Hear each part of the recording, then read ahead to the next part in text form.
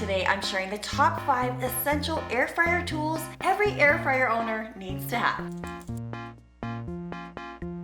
Welcome to my channel. My name is Kathy. If you haven't been here before, I am your new air fryer coach. On my channel, I have a ton of air fryer recipes and a lot of tips and tricks. And today I want to talk to you about my favorite air fryer tools. And hey, if you've got an air fryer tool or accessory that you've been eyeballing, tell me about it in the comments below because I just might buy it, test it out, and review it in an upcoming video. But for now, are you ready to see these tried and tested air fryer tools?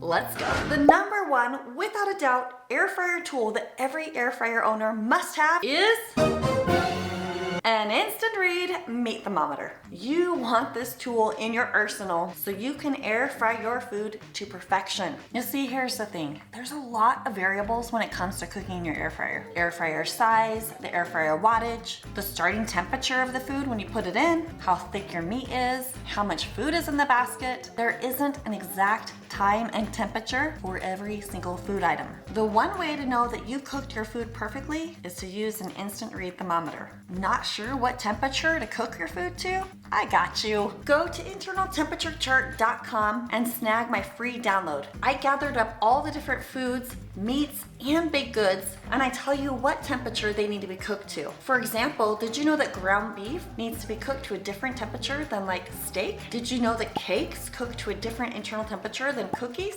All the information is clearly listed out here, and then I've got 18 air fryer tips and tricks for you right here. You can hang it on the side of your fridge, or you can tape it inside of a cabinet right above your air fryer. Sign up for it at internaltemperaturecharts.com, or if it's easier, just click on the description box below and I've got it linked for you. The second most important air fryer tool is oil. No, you do not need gallons of oil. It's an air fryer, but you sometimes do need just a little bit to get optimal results. Now there's a lot to talk about when it comes to oil. If you want me to do a deep dive on oil and the types of oil and what foods do and don't need oil, let me know in the comments below. But for now, I want you to know about these few options when it comes to oil. The easiest way to get just a small amount of oil on your food is by using an oil sprayer. You don't want to use aerosol sprays that contain chemicals and propellants in them because that could ruin the non-stick coating of your air fryer basket. I have tried several different oil sprayers and so far this one's my favorite. And like I mentioned, I linked to all of my favorite air fryer tools at airfryertools.com. This one's there too. Now if getting an oil sprayer is not in your budget, there are other options. You can pour like a teaspoon or a tablespoon of oil over your food and stir the food to coat it. If you have a brush like this, you could brush it on your food. You could use this to coat the basket, or even a paper towel, or even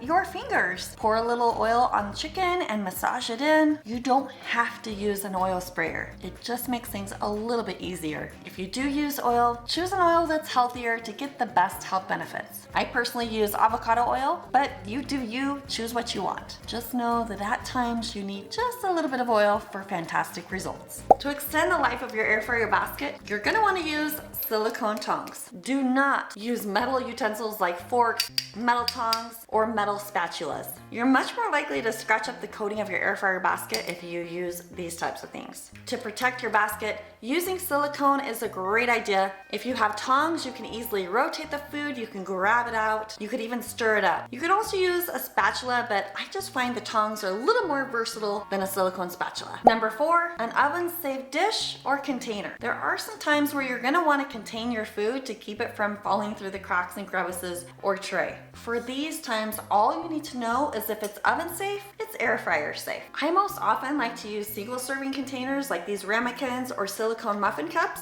or you could use things like the silicone pot, a cake pan that will fit. If you're gonna use a dish like this, you gotta just make sure it does not have handles. Those usually won't fit in your air fryer basket. Many of my viewers like to use disposable foil pans that they find at the dollar store. All you need to do is just make sure you have room along the sides for airflow and that you have enough food weighing those foil pans down so they don't blow up into the burner. And the last must-have essential air fryer tool to have on hand is a reliable cookbook that helps you use your air fryer. Choose one that has tons of beautiful pictures. Make sure it's spiral bound so it's easy to use and will lay flat on your counter. And of course, you're gonna wanna be able to write on the pages so you can jot down recipe notes for next time. It's a major bonus if it has that internal little temperature guide in the back of it, plus some conversion charts and a super thorough index. And the recipe book has videos that you can watch with almost every single recipe. The good news is this wonderful cookbook exists. You can find it at yummyairfryerrecipes.com, and guess what? I'm the cookbook author. Want to give any of these tools a fry? Find them at airfryertools.com. I talk about other air fryer tools in this playlist. I've got a ton of recipes right here you've got to try. Thanks for watching, and I'll see you and you'll see me on the next video.